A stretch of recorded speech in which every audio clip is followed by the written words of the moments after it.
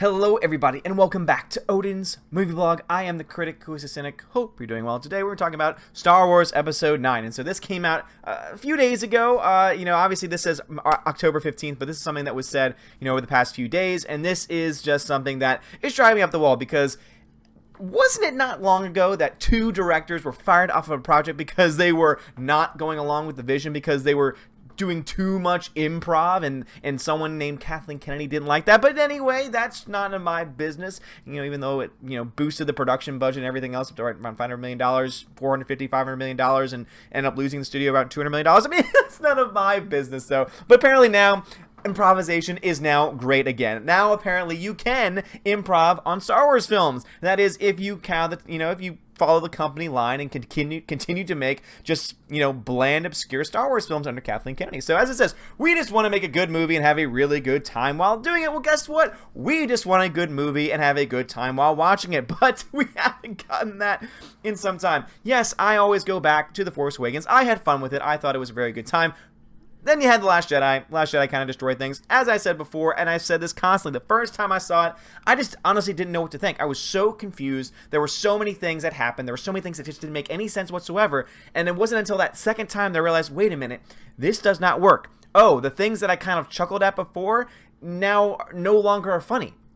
And that tells me very clearly that there's something wrong with the writing, there's something wrong with the story, and, not having improv may have been a part of it, but I don't think improv is necessarily going to save the film either. Oh, this is different. This is so different. And this is the message that we've received, not just here in this article, not just here, coming from, the actor Poe Dameron, Oscar Isaac himself, but also the very fact that we've seen this constantly. They've been trying to throw every single possible thing out, trying to see what sticks, trying to see, ooh, what are some ways that we can bring the Star Wars universe back? Oh, maybe one of those ways can be, oh, remember that thing that they really wanted to see in Solo that we did away with and fired two directors for, and boosted the ballooned the budget for that film?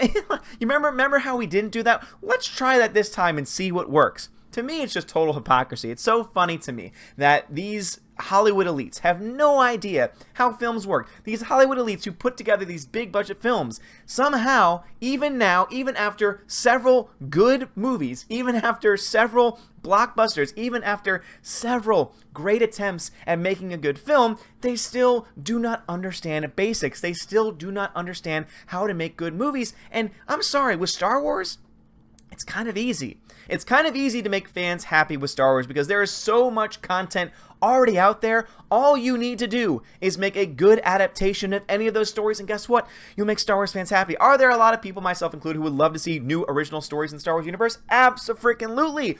But when you have so much great content, when you have the Thrawn trilogy, when you have Old Republic, when you have all of these other stories and these other timelines, in a lot of ways, even if you don't consider them canon, you can make a non-canon film that would be a solo Star Wars story, and you can even say in the very beginning, oh, this is not canon, this is not official Star Wars, but hey, what if? You know what? Because at the very least, then, you would have a story that a lot of people would be drawn to. It's so funny how, we read that article not too long ago that trying to say, Kathleen Kennedy saved Star Wars from George Lucas, and tried to say there were the dark times prior to Disney that, that Star Wars was just in the mud.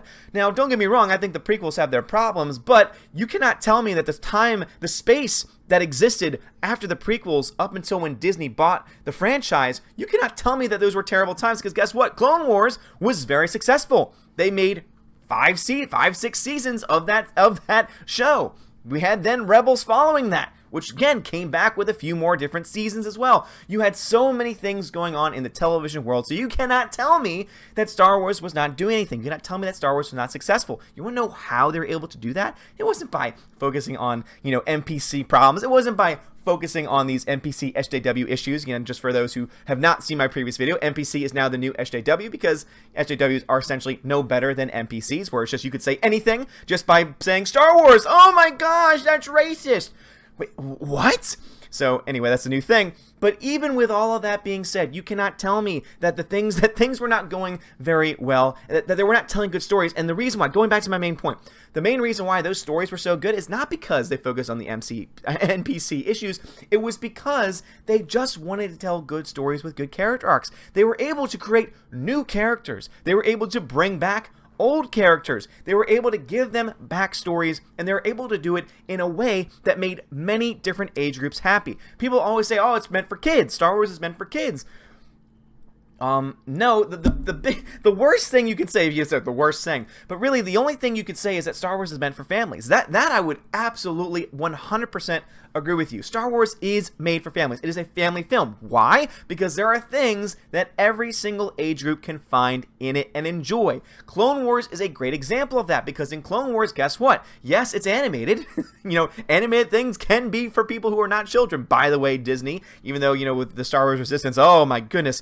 Oh, that's a review for another day. But even with all of these things going on, they're losing it. They're losing the understanding that you can still make a good story. It doesn't have to be rated R. It doesn't have to be as G as possible. You can make a good PG show that has adult themes in it that adults will appreciate much more than any child would. But you can also have that fun. You can also have the fun element that comes with animated shows, and you can do that very well. But this all comes back. This all stems back to the fact that Disney has tried to do so many things and has done so much to degrade the legacy of Star Wars, has done so much to just take away, piece by piece, everything that had been established before it. And it's not because they're trying to tell good stories, it's because they're trying to push a narrative. And I know there's some people out there who've been making videos about me saying, oh my goodness, this guy. You know what? Fine, you're entitled to your opinion, dude. That's just like your opinion, man. But let's just at least stick to reality and stick to,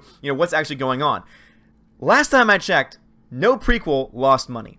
Last time I checked, nothing that George Lucas did with Star Wars lost money. When was the first time Star Wars ever lost money? Kathleen Kennedy, Solo: A Star Wars Story, Disney owned Star Wars. So before you go ahead and try and say, oh, the dark times, etc., oh man, you're just trying to build up the hate, you're just trying to get those clicks. It's like, no, I'm just a passionate guy. I'm just a passionate guy who loves movies, who loves Star Wars, and absolutely hates NPC politics in film and NPC politics just in places, so to the point where, even in culture, it's becoming a problem, because it's one thing to have a belief, it's one thing to have a political philosophy, but when that philosophy tries to force others to accept it, and if you don't accept it, you are labeled a racist or a sexist, and it's not just by the individual person, but it's perpetuated by the media, it's perpetuated by everyone else. That's when it becomes a problem, because guess what? Those labels, for some reason, somehow, still have meaning in modern day society. Those terms are used so much, they are overused so much, I am still amazed that they still hold any meaning whatsoever, but guess what they do? They still hold meaning. And I will only ever use it if someone is actually fulfilling the criteria to fit those different definitions. But most of the time, people aren't. At least not the people that they say. In fact, the people who are saying, these NPCs are actually probably more of the racist and sexist. But that's for another time. But anyway, let's just get to the actual words that he said. Actor Oscar Isaac, who plays the brash pilot Poe Dameron in the Star Wars series, has shared some new insight on the upcoming Episode 9. Speaking to IndieWire, Isaac said director J.J. Abrams, who also directed The Force Awakens, is giving the actors more freedom to improvise. Isaac described the shoots, at least the ones he's been involved with, as being looser than on The Last Jedi and The Force Awakens. And there's, quote, "The way that we've been shooting it right now is looser than it's been for me the last two times," Isaac said, adding that he was specifically talking about more improvisation. "It does feel like a relief to get on set and feel like, oh, we can try things. It's a testament to JJ coming back and feeling confident. There's less pressure for it to be right. We just want to make a good movie and have really good time while we're doing it." And it's that last part especially, JJ coming back and feeling confident. No. The reason why he's allowing this to happen is because he wants to give. Because one of the great parts about this story, again, some of the greatest parts of cinema history have been improv. And when you have actors having fun on screen, very often it leads to audiences having fun as well. So this is just a guy who knows how to make movies. I'm not going to attack J.J. Abrams' filmmaking ability, despite him, copying concepts from a lot of people for a lot of his films. I understand that. I accept that. But at the end of the day, I still like a lot of the films that he puts out there. So I'm not denying his ability as a director. But if you are trying to tell me that everything's hunky-dory, that there is no pressure on Episode 9 whatsoever, you do not have any idea what is actually going on. Again, look at the box office numbers, look at the current state of Star Wars fandom. If you want to have a really, really good indication, go to Star Wars Celebration. See what happens at Star Wars Celebration this year. Because I guarantee you, there's going to be a large group of people there who are part of the Phantom Menace. There's going to be a large group of people there who are going to be very vocal about the current state of Star Wars. We're going to be wearing our t-shirts, and if someone says, if Kathleen Kennedy comes up on stage or anything like that and says anything that is, NPC-like, guess what? It's going to get booed. And I'm going to say, oh my goodness, you're going to be booing. Yeah, but also, guess what? Those boos turn into conversations. People might say, hey, why are you booing? Oh, well, let me talk to you. I'm a sensible person. Let me tell you why I'm booing. Let me tell you the issues that are going on in Star Wars right now. And guess what? People will hear it. People will realize, hey, wait a minute. That actually kind of makes sense. That's actually not crazy. And then at the end of the day, Episode 9 will, again, in my mind, not even break $1 billion. But that's just my thought. Guys, what do you thought about this? Do you think it's kind of hypocritical that now, all of a sudden, oh, improvisation is fine now. It's fine now because we realize that, oh, we need to have a good movie. Oh, we can't just put identity politics in this. We actually have to make something, but we don't want to give up identity politics completely. So, let's try and add characters. Let's just add Lando Calrissian, and we'll just add every single person and every single character and every single thing possible to try and get fans excited again. Oh, and the thing that we fire those people for, yeah, let's just have that too. Let's have more improvisation. I would love to hear your guys' thoughts about that in the comments below. If you like this video, hit that thumbs up, hit that subscribe. It really does help me out a lot. You are all amazing. Have a great day, and as always, God bless.